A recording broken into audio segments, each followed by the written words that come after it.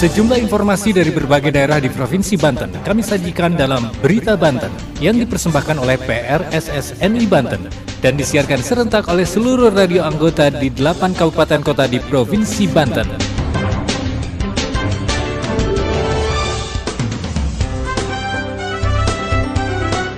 Anda kembali bersama kami di Berita Banten PRSSNI Banten edisi hari ini, Selasa, 26 Juli 2022.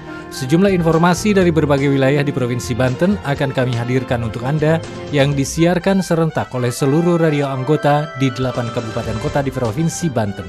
Dan inilah sejumlah informasi utamanya. Pemkab Pandeglang mulai melakukan lelang aset dan barang milik daerah atau BMD yang sudah rusak dan tidak difungsikan. Balai Karantina Cilegon lakukan serangkaian tindakan karantina untuk mengawasi lalu lintas penyakit mulut dan kuku pada hewan ternak. Meskipun tren COVID-19 di Banten sudah melandai, pejabat Gubernur Banten mengajak masyarakat tetap lakukan vaksin booster. Bersama saya Aldi Akbar, inilah Berita Banten selengkapnya.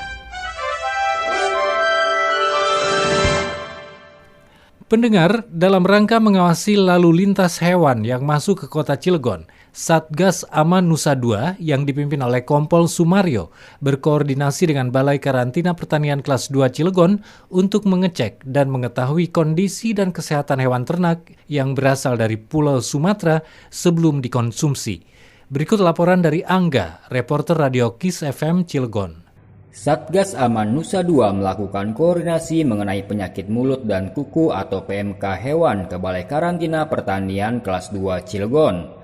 Kapolres Cilegon AKBP Eko Cahyo Untoro melalui Kompol Sumario menyampaikan Satgas Aman Nusa II melaksanakan koordinasi dengan Balai Karantina Pertanian Kelas 2 Cilegon dalam hal penanganan penyakit hewan mulut dan kuku di daerah hukum Polres Cilegon, Polda Banten. PMK atau dikenal dengan Foot and Mouth Disease adalah penyakit hewan yang disebabkan oleh virus yang sangat menular dan menyerang hewan berkuku genap seperti sapi, kerbau, dan kambing. Satgas Aman II yang dipimpin oleh Kompol Sumario selaku Kasetopres berkoordinasi mengenai penyakit mulut dan kuku hewan ke Balai Karantina Pertanian Kelas 2 Cilegon untuk mengecek dan mengetahui hewan ternak yang berasal dari Pulau Sumatera tentang kesehatan hewan tersebut sebelum dikonsumsi. Di tempat yang sama, Melani Wahyu Adiningsih, Subkoordinator Karantina Hewan Balai Karantina Pertanian Cilegon menyebutkan bahwa berdasarkan Surat Edaran Satgas PMK nomor 4 tahun 2022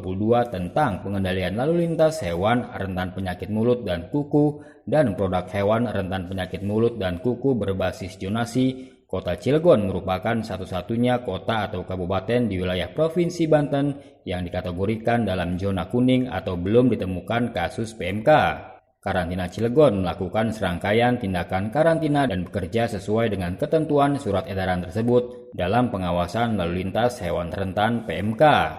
Angga dari Radio KIS FM Cilegon mengabarkan untuk Berita Banten.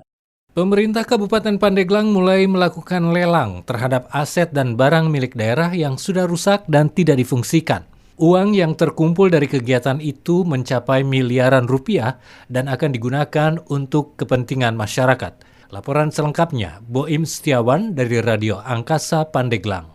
Pemerintah Kabupaten Pandeglang mulai melakukan lelang terhadap aset dan barang milik daerah atau BMD yang mulai rusak atau tidak difungsikan. Uang yang terkumpul dari kegiatan itu mencapai miliaran rupiah dan akan dipergunakan untuk kepentingan masyarakat. Kepala Bidang Aset Badan Pengelolaan Keuangan Daerah atau BPKD Kabupaten Pandeglang, Haris mengatakan pihaknya sudah melakukan lelang untuk beberapa BMD. Saat ini pihaknya juga sedang mempersiapkan untuk melakukan lelang BMD lainnya. Lelang dilaksanakan untuk barang daerah seperti kendaraan rusak berat di bulan Agustus 2022, kemudian untuk barang scrap elektronik ATK oleh Kaptor Pelayanan Kekayaan Negara dan lelang melalui online. Haris mengatakan secara keseluruhan BMD yang dilelangkan itu memiliki nilai sekira 7 miliar rupiah lebih. Namun kegiatan lelang dilakukan secara bertahap agar tidak terjadi kesalahan dan menimbulkan persoalan di kemudian hari. Untuk lelang tanggal 25 Juli, nilai limitnya mencapai 20 juta rupiah. Kemudian di bulan Agustus sebesar 590 juta rupiah dan di bulan Oktober nilainya sangat fantastis dramatis hingga mencapai 6,3 miliar rupiah, tutur Haris. Haris mengatakan untuk bulan Oktober nominal kendaraan roda 2 dan roda 4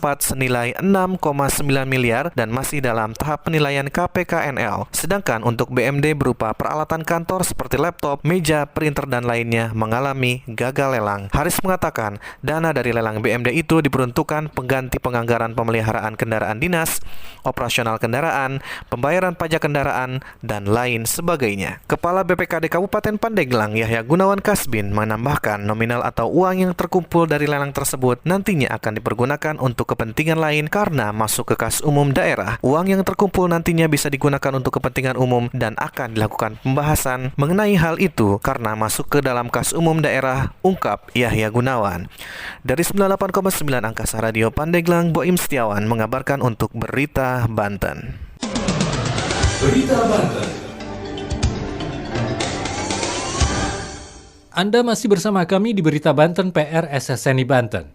Pendengar, meskipun tren penyebaran virus COVID-19 di Banten sudah mulai melandai, pejabat Gubernur Banten Al-Muktabar mengajak masyarakat untuk tetap melakukan vaksin booster agar imunitas tubuh terhadap COVID-19 semakin optimal. Berikut laporan Haris dari Hot Radio Serang. Pejabat Gubernur Banten Al-Muktabar mengajak seluruh masyarakat untuk melakukan vaksinasi ketiga atau booster, meskipun saat ini tren kasus harian COVID-19 di Banten sudah mulai melandai. Pejabat Gubernur Banten Al-Muktabar dalam acara Sarasehan Kearifan Lokal bersama 45 paguron dan 400 pendekar di Provinsi Banten, yang dilaksanakan di halaman Gedung Juang 45 Jalan Kimas Jong, Kota Serang, 23 Juli 2022. Yang dilaksanakan oleh pimpinan pusat DPP Kesenian Tari Indonesia Jimande Tari Kolot Kebonjeruk Hilir. Al-Muktabar mengaku bersyukur atas segala daya dan upaya yang selama ini dilakukan oleh Pemprov Banten bersama unsur Forkopimda dalam rangka menekan sebaran COVID-19 membuahkan hasil yang lebih baik. Maka dari itu, Al-Muktabar berharap kita tetap harus mematuhi protokol kesehatan dalam segala aktivitas dan berbagai kegiatan yang dilakukan. Al-Muktabar menghimbau kepada masyarakat Banten agar segera melakukan vaksinasi ketiga atau booster setelah menyelesaikan tahapan vaksinasi kedua. Dengan mengikuti vaksinasi booster bisa terlindungi dari bahaya serangan COVID-19. Karena daya tahan tubuh kita sudah terbentuk imunitas yang akan menangkal serangan atau penyebaran COVID-19. Faris Hot Radio Serang menyampaikan untuk Berita Banten. Demikian sejumlah informasi yang telah kami sajikan di Berita Banten kali ini. Saya Aldi Akbar. Sampai jumpa. Terima kasih Anda telah mendengarkan Berita Banten yang dipersembahkan oleh PRSSNI Banten.